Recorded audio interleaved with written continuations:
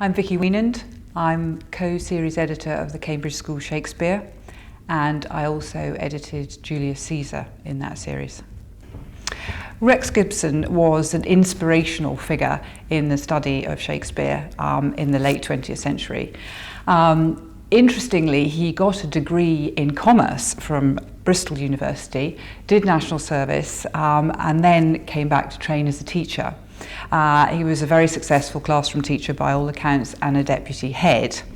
And then in 1973 he moved to the Faculty of Education at Cambridge University, where, again, by all accounts, he was massively enthusiastic, intellectually rigorous, completely passionate about Shakespeare. And that presumably led to him setting up the Shakespeare and Schools project, which ran between 1986 and 1987. And that was incredibly important. It got a lot of researchers and teachers on board to work in schools with pupils, sometimes on some quite unknown plays. And from that research were born three things.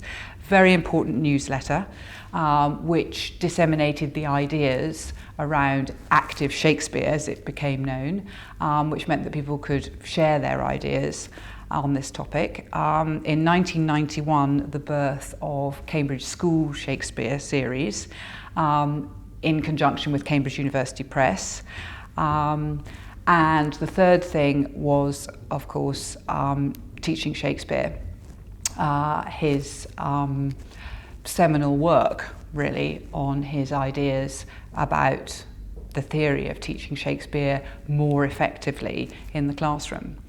In 1994, he won the very prestigious Sam Wanamaker Prize for an outstanding contribution to the world's knowledge of Shakespeare. He was the very first winner of that, which was hugely significant for him and for the Faculty of Education. And he and his wife were lifelong devotees of Shakespeare in every form, we gather. So a very significant man, clearly very charismatic and knowledgeable, and I'm just sad that I never met him, unlike many people who I've had the privilege of working with on Cambridge School Shakespeare. It is ideal for them. You have the theory of active Shakespeare very clearly explained by someone who is used to working in a classroom with pupils, who knows the mechanics of teaching and has the intellectual rigour and has done the research. And he is a really passionate voice for this democratic and egalitarian way of approaching Shakespeare. He passionately believes that every child, every pupil has the right to discover Shakespeare for themselves. What he was about was that they got out from behind their desks and actively engaged with Shakespeare, not as a text, but as a script.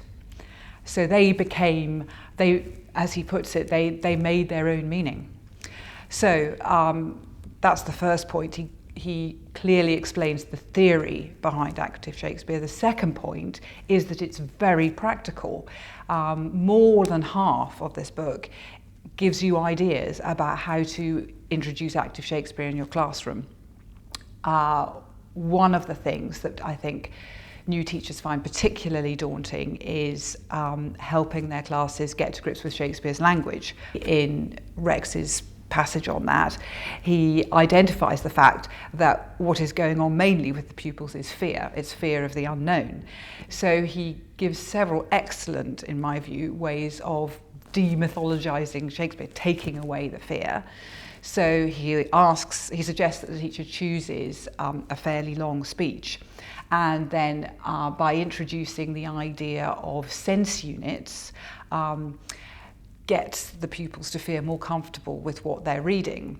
So the suggestion is that they stand up and they just read the speech to themselves, but every time there's a point of punctuation, they change direction, they move to the right or the left.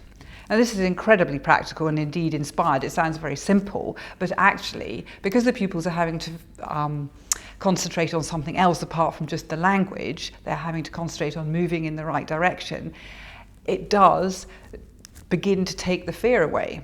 And then the next stage, which he suggests, and I've done this and I think this works brilliantly, is for them to work on a small section of that same speech while acting out an everyday activity. So, for example, putting on their makeup or making their breakfast. So again, they begin to internalize the language and become familiar with it. Another example is introducing an unfamiliar stylistic point, for example, oxymoron. So Juliet says, parting is such sweet sorrow, and helping them to understand how that works. You can suggest that a group creates a tableau or a frozen picture to explore what such sweet sorrow can possibly mean.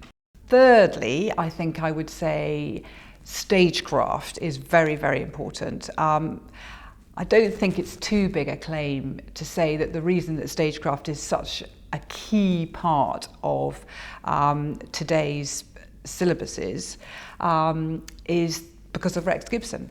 A second edition was thought about as part of Cambridge University Press's celebration of the anniversary of Shakespeare's death in April 2016.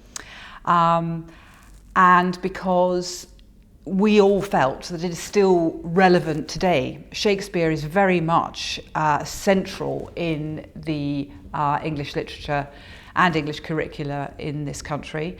And Rex Gibson has a lot to say to teachers who have a lot on their plate in terms of teaching Shakespeare to children who, it's possibly fair to say, are even less familiar with the language of Shakespeare than those Rex was working with in the late 1980s. Far as we can tell, the average amount of time a teacher has to teach Shakespeare is about 6 weeks. It's a very tall order. This is a very useful book. Secondly, we've added to the original edition with several very interesting essays written by practitioners in the field. Somebody who works for Globe Education, 2 people who work for the Shakespeare Birthplace Trust, somebody who works on the Shakespeare Schools Festival, and Richard and I, who co-series edited the revised editions of Cambridge School Shakespeare. So there's a lot of new thinking surrounding Rex's ideas, and really, I would say, significant endorsement for active Shakespeare and the techniques that he offers new teachers and experienced teachers. It's a great, refreshing read if you're feeling a bit jaded. It's a very useful handbook that will give you confidence if you're starting out. So I can't recommend it more highly.